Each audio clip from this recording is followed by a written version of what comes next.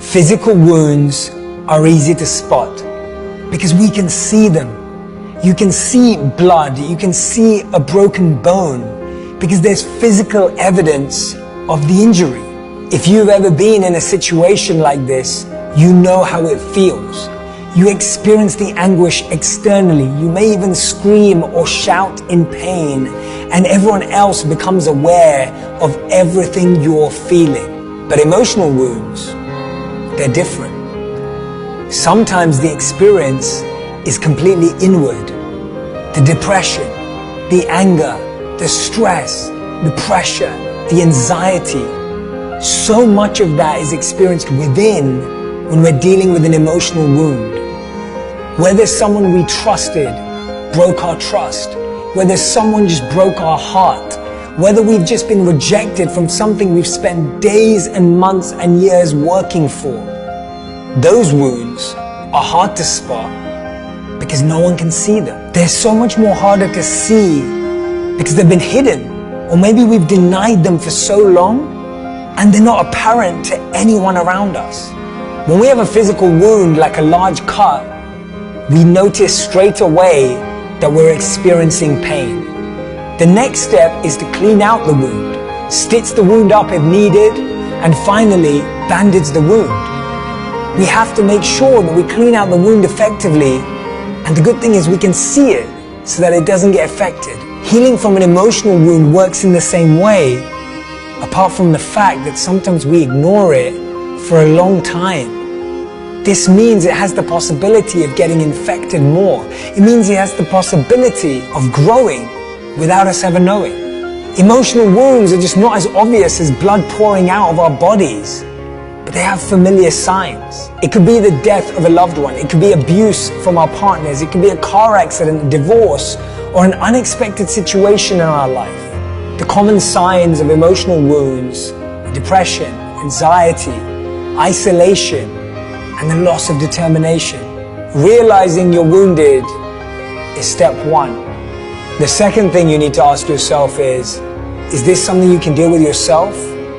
Or is it likely that you'll need some help? When it's an emotional wound, it's so easy to really miss the intricacies and the detail of that experience. We have to really live through it again. We have to really assess and become aware of every part of the challenge.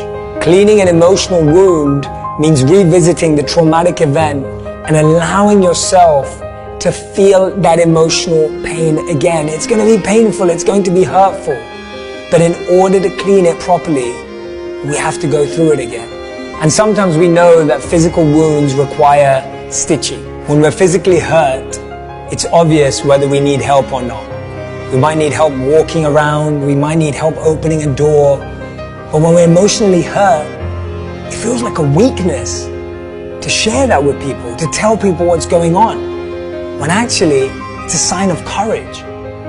If you're on crutches and you need help opening a door or walking through, you wouldn't feel embarrassed. You know you need to ask for it. An emotional wound is exactly the same.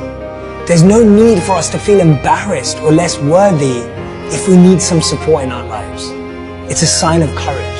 And when we have a physical wound, we immediately go to the doctor. We'd immediately go to the hospital. You would waste no time in taking that step. But sometimes with an emotional wound, we wait days, months, sometimes even years before we approach anyone. Bandaging your wound is the last step. Emotionally speaking, bandaging your wound takes time. It includes forgiveness, acceptance, and letting go. This is the longest part of the healing process. Just as a physical wound may leave a scar, the emotional wound can leave an internal scar. We can't expect it to just disappear just because we couldn't see it in the first place. The point I'm trying to make is, we have to treat our emotional wounds with the same care and attention, if not more, than our physical wounds. We have to become more aware and knowing how we feel and the people we can share that with, because it's up to us to monitor how we're healing. Don't be mad at yourself if it takes time to heal. Feel every part of their wound and work through it.